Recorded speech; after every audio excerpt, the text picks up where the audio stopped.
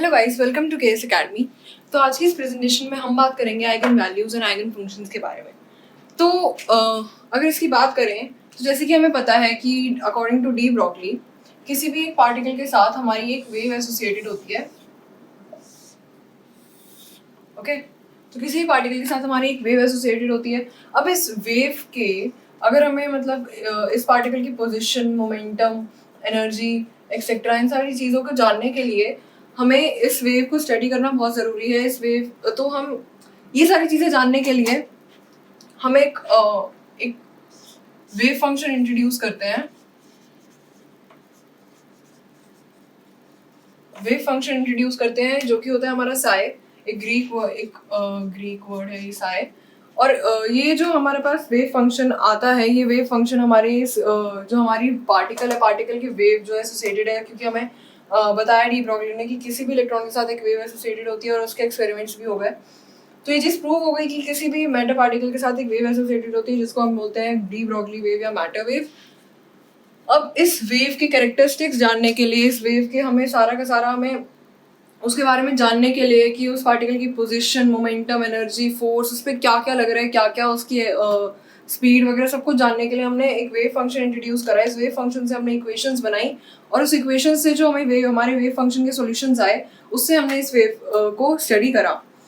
तो इसमें होता क्या है कि हम इस वेव फंक्शन के साथ कोई एक ऑपरेटर इंट्रोड्यूस करते हैं।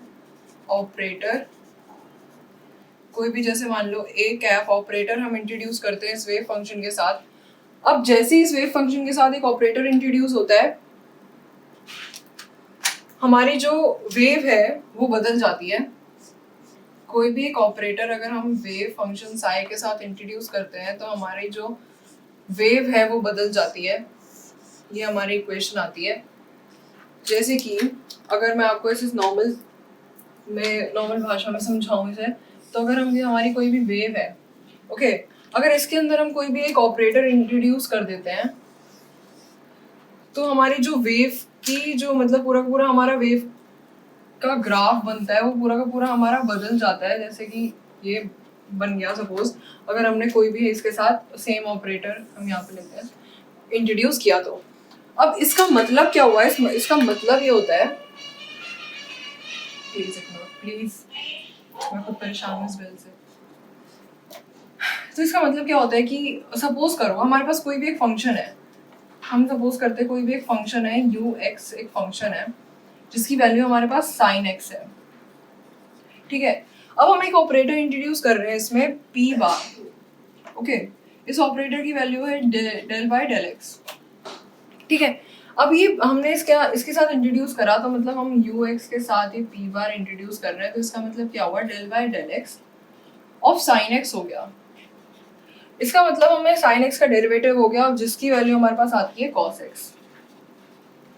तो इसका मतलब समझो कि इसका मतलब हुआ क्या यहाँ पे, जब हमारे पास सिर्फ हमारे पास सिर्फ वो फंक्शन था, तो हम जो sin x का ग्राफ होता है वो कुछ ऐसा होता है, ठीक है। हमारे पास ये था, लेकिन जैसे ही हमने उसमें ऑपरेटर इंट्रोड्यूस किया तो हमारे पास जो हमारा फिर cos x का ग्राफ बना, cos x का ग्राफ हमारा ये बना।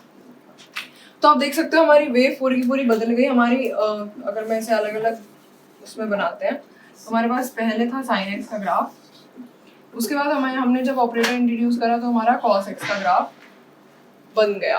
तो इसका मतलब हमने जब भी किसी ऑपरेटर में जब भी हम किसी अपने वेव फंक्शन में कोई ऑपरेटर इंट्रोड्यूस करते हैं तो उसकी जो वेव है वो पूरी पूरी बदल जाती है।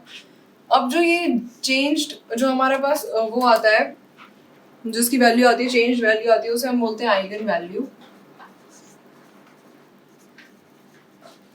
और जिस पे हम ऑपरेट करते हैं उसे हम बोलते हैं आइगन फंक्शन।